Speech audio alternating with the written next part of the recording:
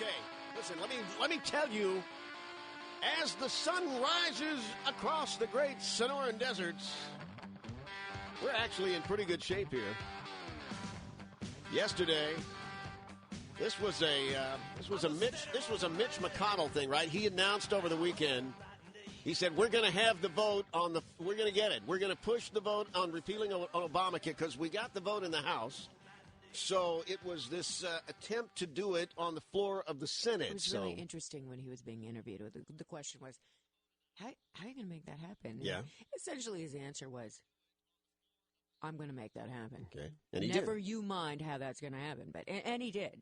They brought it to the floor of the Senate. As an amendment. As an amendment, yes. Now, the vote fell precisely among party lines. Right across.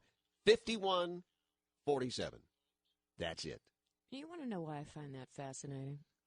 Remember old Joe Manchin from West Virginia, who is a Democrat, who took the Robert Byrd seat?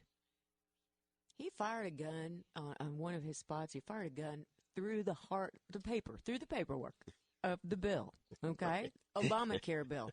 And essentially said, this is what I'm going to do as a Democrat when I get to the Senate. Well, old Manchin, he just decided to, work along party lines yesterday. Mm-hmm. So he didn't give as good as he gave in his spots. That's what this is all about. That's what this is all about, because at that time that the votes were counted, right down along party lines, to me, it was like, I think of it as a galvanizing moment.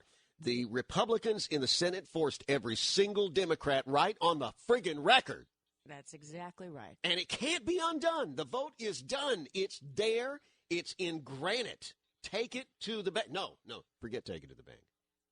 Take it to the television in the campaign commercials. Take it to the election. This is it. This is, to me, that's the official launch of the 2012 effort. That, to me, is the liftoff moment. Exactly, and this is why I bring up Senator Manchin, because how does he explain his juxtaposition there? And it was ultimately against this particular bill, and that goes and votes for it on the floor of the Senate. He'll pay for that. Now, it hasn't even been a year since Obamacare was passed. And I know that there are polls out saying, well, America's split 50-50. No, America's not split 50-50 on it. We know where America stands on this. It's about 62-40-something, and not even that. And, look, it's only, as time goes on, it's only going to get worse.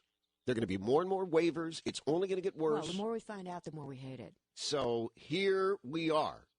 And to me, 2012 is step one in discrediting Obamacare and Democrats. Yeah, this is interesting. I shouldn't have said that Manchin will pay for it because he was just elected. He's got 6 years for the people to forget about it. But there are 23 seats up for grabs.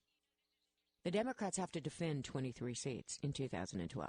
Now, and all of those people went on the record. We have breaking news with Joe Adams, latest on Egypt and other stories that are making headlines. And then when we continue, here's my question to you, Michelle, because we got two federal judges who are saying the whole damn thing is unconstitutional. We got two others that say it does pass constitutional muster. Now, you got the Republican, every single Republican voted to repeal. Every single Democrat voted to keep it. The battle lines cannot be more clearly drawn.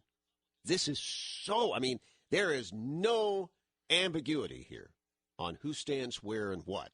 And it will go to the United States Supreme Court. Question is, will it go to the Supreme Court and get ruled on? Because we got a Democrat who's asking for a resolution on the floor of the Senate to ask the Supreme Court, put this on the fast track when it gets to you.